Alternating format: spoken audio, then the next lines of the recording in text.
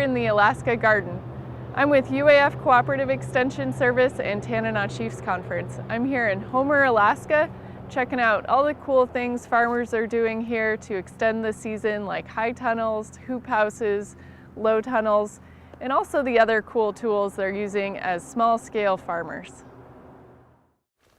I'm here with Lori Jenkins at Synergy Gardens, and she's going to tell us about the beautiful garlic she's growing here.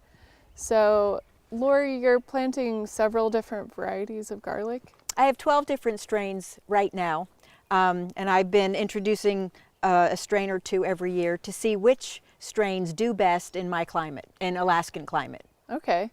And what other characteristics are you looking for? Flavor, productivity, storage ability, and which are my customers' favorites. Okay.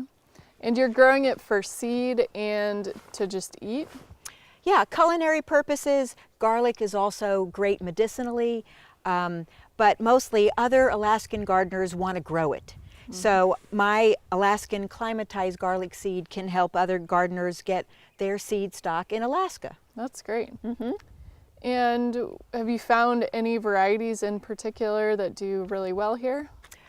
Well, there's two main strains, the hardnecks and the softnecks. And most Alaskans historically grew the hardneck garlic, which creates that curly, curious scape, which is so delicious to eat. But the softneck garlics I like to grow from my history when I lived in the lower 48. I get them, they're soft necks and they're braidable. Mm-hmm. And I love to braid garlic and hang it in the kitchen. And that way, when you're cooking or you have friends over and you reach for garlic, you pluck it off the braid and it's like you get to harvest it all over again. And those garlics I grow outside and in a high tunnel, so I have an earlier harvest. Nice. And the flavor is more common to what you get in a grocery store, those soft necks. But the hardneck ones have premium gourmet flavor. They're large cloves, easy to peel, and they're juicy and much more pungent. Mm-hmm. And so which varieties have you found to do really well? A lot of Alaskan gardeners grow Chestnut Red, Romanian Red, and Music variety. I love the softneck Lore's Italian or the Nootka Rose. Mm-hmm. Those are some of my favorites. But I introduced the Georgian Fire, and people love that. It's hot. It's a great salsa garlic. Nice. So when are you planting out here in the fall? I'll get my beds cleaned up and ready, and I'll plant the very last end of September and early October. But in my high tunnels, I'll plant late October. Okay. Great. Well, let's go check out your garlic in the high tunnels. Awesome.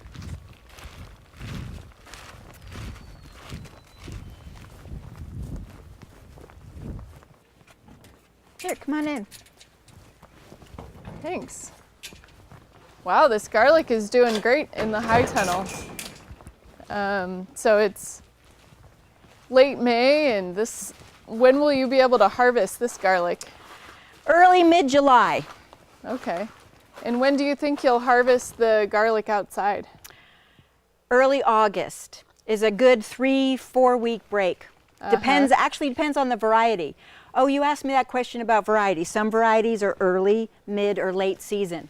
So here in Alaska, I do a lot of early varieties because our season is so condensed. Okay, great. So you planted this garlic a little bit later than the garlic outside, but it's a lot bigger. But it still comes in earlier. Mm-hmm. I plant it later because in our tunnel, I have to clean out what was grown before. Mm-hmm. This particular garlic was grown where I had tomatoes last year. So I had to untrellis them and unclip them and clean up the soil and refert the soil before I planted the garlic. Yeah. So I'll work on the outside beds first while I have that weather window. And then if it rains or if it snows outside, I can always come in my amazing protected tunnel and do what I need to do. Yeah, it's a great place to work in the rain or the wind. Yes, late October, it's awesome in here. Yeah, well, that's great. And are you growing the garlic inside the tunnel for culinary use or for seed? Way more for culinary use. when my customers may not have a tunnel environment to plant it in, and I want them to get acclimatized garlic seed, so I'll let them know this was grown in a tunnel. And plus it comes in early, people are just ready to eat it. And they're not ready to plant in July and August. So they're buying garlic to eat. And have you found a lot of differences in which varieties grow well in the high tunnel versus outside?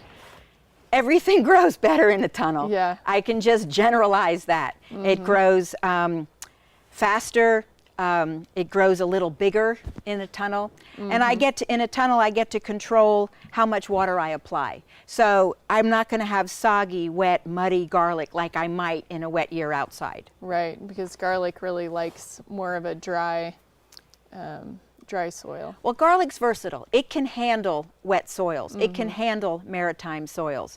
I stay away from a rocambole variety because that's more for southern climates. But every other variety seems to do pretty good that I've trialed. But like I said, I'm really going for those high flavor, high production, and early garlics. Well, great. Well, thanks for sharing all of your expertise with growing garlic in Alaska. Well, it's great getting to know you better too, Heidi.